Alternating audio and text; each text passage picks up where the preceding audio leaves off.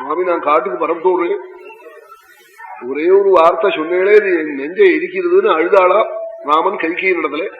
வால்மீகி சொன்னாள் என்ன பார்த்து அப்பா சொல்ல பயப்படுறாருன்னு சொன்னேளே, அப்பா பார்த்து பயப்பட முடியாத பாவி புள்ளையா போயிட்டேன்னு அழுதாளா.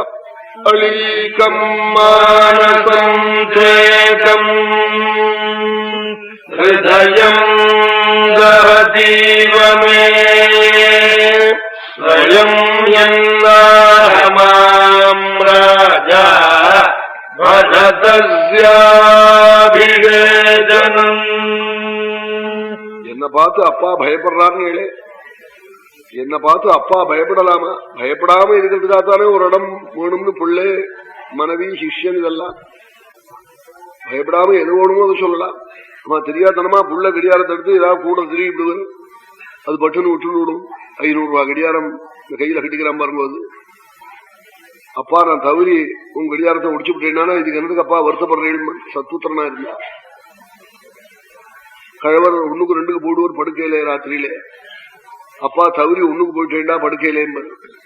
இதுக்கு என்னதுக்கு நீங்க வருத்தப்படுறீங்களப்பா? நீங்க கட்டின பங்களா, நீங்க வாங்கி கொடுத்த படுக்கை கட்டில், நீங்க சம்பாதிச்ச சொத்து, நான் புது மெத்த தைச்சு போடுறேன், புது கட்டில் பண்ணி போடுறேன், நீங்க இதுக்கு என்னது கண்கலங்கரைன்னு சத்புத்திரன் சொல்லுவேன். அவங்கிட்ட பயப்படாம சொல்லலாம்.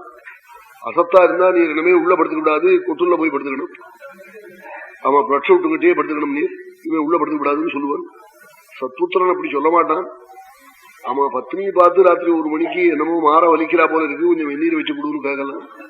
அவன் சிஷ்யனை கூப்பிட்டு ஒரு மாதுளம்பழம் வாங்கிடுவா, நெஞ்ச காய்ஞ்சிருக்கா போல இருக்கு, ராத்திரி 1 மணிக்கு எழுப்பி கேட்கலாம். வேற வெளியில போறவனை காட்டா ஏன்னு கேட்கணும். இதெல்லாம் அபயஸ்தானம். அப்படி இருக்கிற போது என்ன பார்த்து அப்பா பயப்படுறாருங்கிறேன். அப்பா பார்த்து பயப்பட முடியாத பாவியா போயிட்டேன்னு அழுதாளா. அலீகம் மானசம் சேகம் ஹிருதயம் தஹதீவமே ஸ்வயம் யன்னாஹமாம் ராஜா பரதஸ்யாபிவேதனம். ஸ்வயம் என்னாக மாம்ராஜா, நான் சத்புத்திரனா இருந்தா நேரம் என்ன கூப்பிட்டு ராமா உனக்கு இல்லை ராஜ்யம், பரதனுக்கு ராஜ்யம், ஓடு தண்டகைக்கு அப்படி அல்லவா சொல்லியிருக்கணும். அப்படி சொல்லலையே, அப்படி சொல்ல முடியாத பாக்கியத்தை நான் அடையலையேன்னு சுவாமி அழுதாளா.